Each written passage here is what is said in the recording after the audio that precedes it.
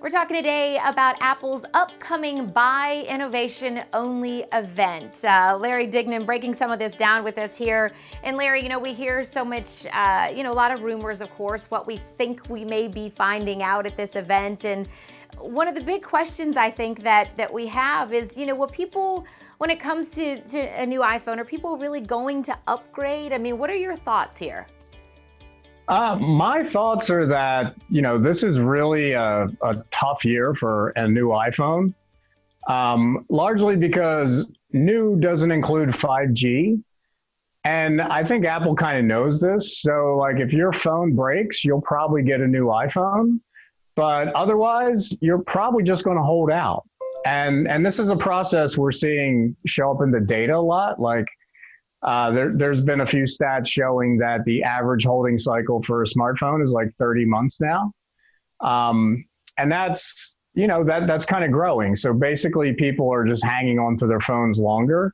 And the iPhone's really no different. The other moving part here is that there was a survey by Wallet Hub that basically found 94% of iPhone owners aren't interested in upgrading because the upgrades are too expensive. So if their phone breaks, they'll buy a new iPhone, but otherwise you're going to stretch out the one you have as long as possible. This isn't just an Apple problem though. It's kind of like an industry-wide problem. So whether it's Samsung or any of those devices, this year especially, if they're 4G and not 5G, you're sort of lacking some future-proofing there. And I just think it makes sense to hang on to your device you have.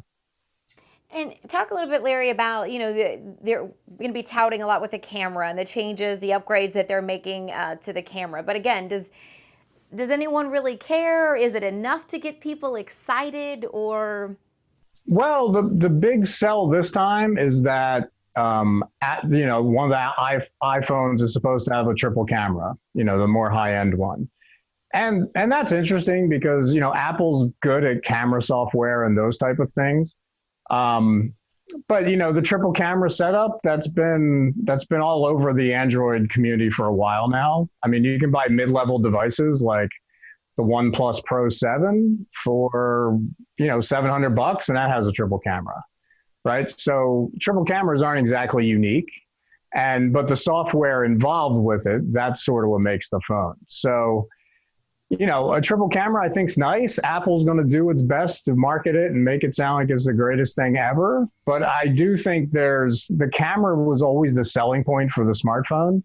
And I think even that is sort of getting played out a bit. So for instance, I'm testing out the Galaxy Note 10, right? And it's a fine device. It's pretty slick. The camera I like a lot. Is it enough to get me to upgrade? No. And some levels, I just don't care anymore. And I think that's the challenge Apple has. Like Apple has a really loyal installed base and all that, but I think even those folks are getting tired of the game, right? So I think there's a bit of smartphone fatigue that I think Apple's going to have to overcome regardless. Yeah, most definitely. And talk a little bit, Larry, about the, it's a gap year for 5G. So expand on that a little bit. Yeah, I think there's a big holding pattern in the whole smartphone industry waiting for 5G. And Samsung obviously knows this because they are putting 5G chips in their high-end devices. And then they launched A90, which is their mid-level device. And that's 5G too. Right. So Samsung's saying, OK, we're going to be out there with 5G, so you'll buy our phones. Apple is waiting till 2020 based on everything we've heard. So waiting that period, you're basically telling, your Apple customers to basically wait, which, honestly is kind of a smart move because 5G networks they're not ready for prime time just yet. Right? They are in certain areas, but the coverage isn't like nationwide. It varies city to city.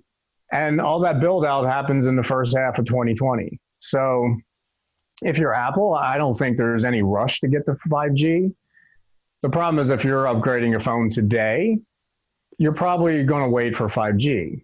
Like I would just hold out. And I think that's what iPhone users are going to do. So the good news for Apple here is that the expectations for an iPhone upgrade cycle are pretty low. Like it's not like the iPhone 10 when it came out.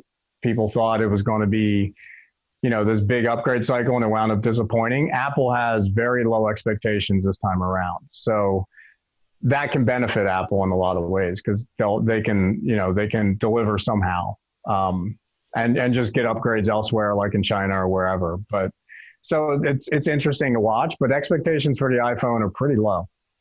Yeah, definitely. And what about the watch, Larry? Are people expecting some big changes here, or? My hunch is that whatever they come out with the Apple Watch, whether it's software, they usually tuck Apple Watch somewhere in these iPhone events. My guess is Apple Watch has all the capability and all the potential to steal the show, right? So I almost expect this to be more like an Apple Watch event in a lot of ways, whether it's, new features, new software. And, the biggest thing with the Apple Watch is just battery life, right? If you can get out of charging that thing, for a couple days, that's a huge win.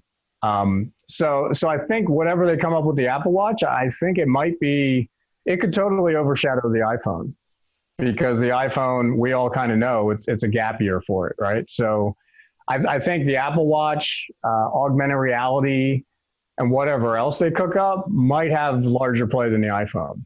So yes, it's called an innovation/iPhone event, but I wouldn't be surprised if everything around the iPhone is basically what overshadows the iPhone itself.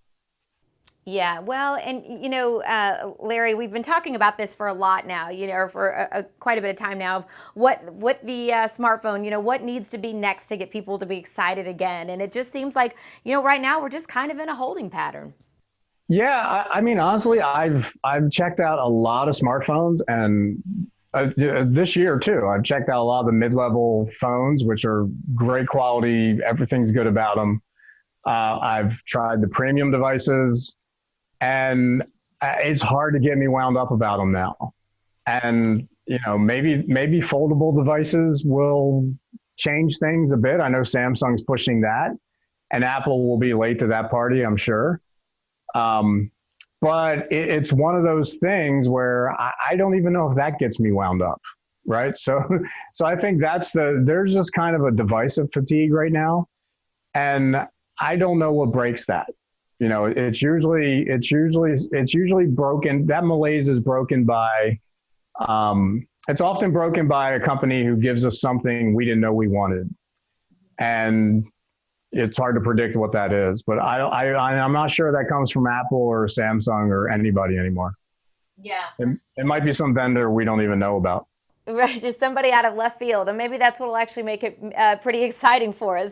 Who knows? All right, well, all eyes will be on Apple, Larry, and we will certainly have all the coverage you need on ZDNet, Tech Republic, and CNET. Thanks for watching.